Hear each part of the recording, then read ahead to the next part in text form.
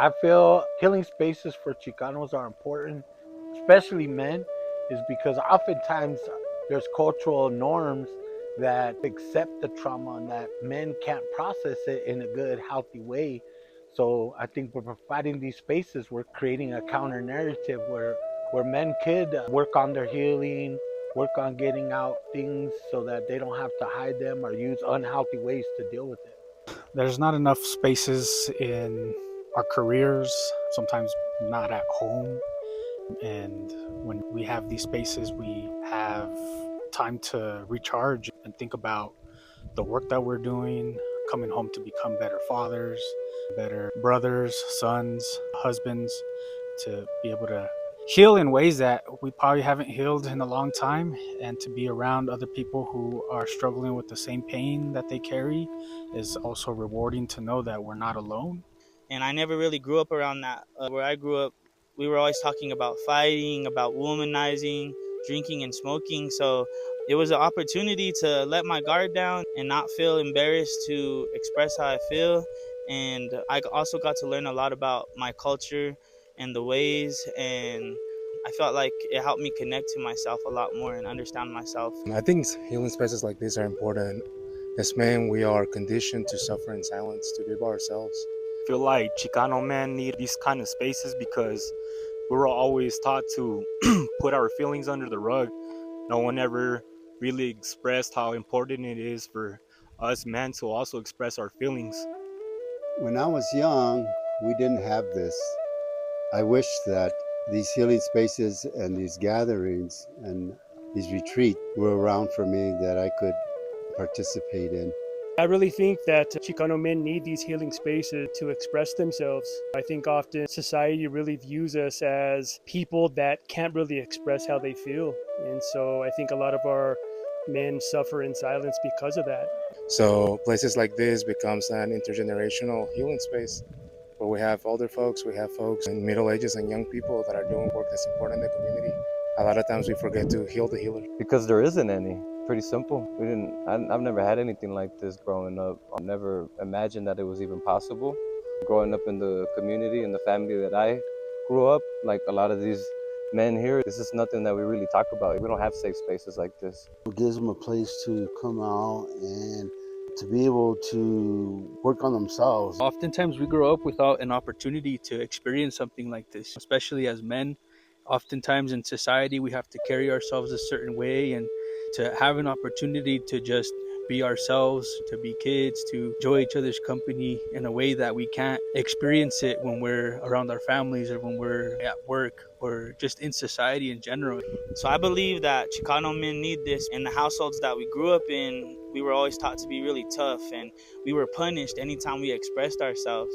So to sit in a circle full of men and being able to express yourself is very powerful. It's also very scary, but when you see elders doing it, you see older men doing it, it encourages you. God forbid we bring up that we're depressed or anxious to our dad or to our mom, and you already know the typical answer. Go get a job or go to work. What do you mean you're depressed? So Just trying to connect with one another and just learn from each other and get to know how one another heals and how one another deals with the things that may come their way throughout doing the work that we do. And it was amazing to see so many Chicano men doing the same type of work.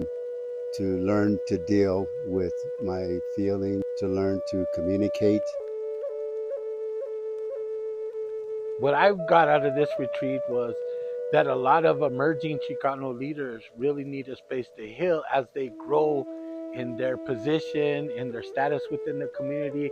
One, it helps them keep them humble, and it allows them to meet people where they are, you know what I mean? And I think that provides for better leaders in the long run. What I personally got out of this retreat is that we share a lot of similar experiences, a lot of similar trauma, and we can help each other grow out of these places through culture, through singing, through brotherhood. So personally, for me, I got to fix, at least work on some of my trauma wounds that I have with men.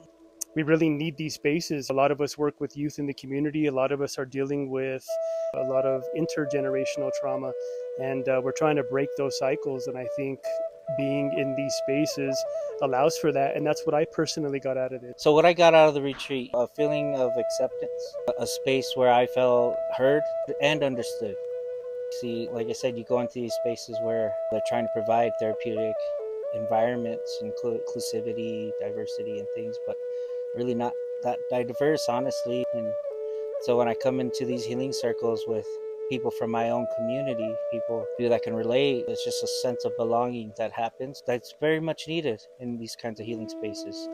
This time around, it was more focusing more on the internal battles that I've held for so long, and be able to speak more about it and be more open about it, to be able to heal about those things that I'm going through. And so it was more of a reflection and reset and know where I'm going to be in the next 5-10 years, and holding that natural medicine that I have within me and continue to use it. When I first arrived, I was really heavy. I felt a lot of heaviness on my shoulders. I felt a lot of I guess, chaos and things that was going on in my personal life, in my work life, and just my family life, things like that. Once we got into the second day and got to be able to actually just let go and got rid of a bunch of baggage and weight, and I woke up this morning feeling really light. Brotherhood, reconnecting and connecting with some of the men in our community that are doing similar work, and listening to how they carry themselves, how they cope with stress and the different emotions, learning from them, clarity, reflection, thinking about my own struggles. To hear something good from an elder or even someone who was younger for me, and to feel welcome. And being here this last couple of days, I'm definitely feeling cleansed, healed. I got brotherhood out of this, man. My cup is beyond full. It's overflowing right now, and I'm overflowing with gratitude. Wanting to participate and share my thoughts, share what was going on in my life today, to identify again and to move on and heal in a better way. Like older folks that are willing to pour into you, that are willing to teach you the ways, that are willing to teach you healing practices that are ancestral. I think a lot of times people feel that healing only exists in academic spaces or in spaces in which degrees are necessary, but the reality is that healing has always been ours.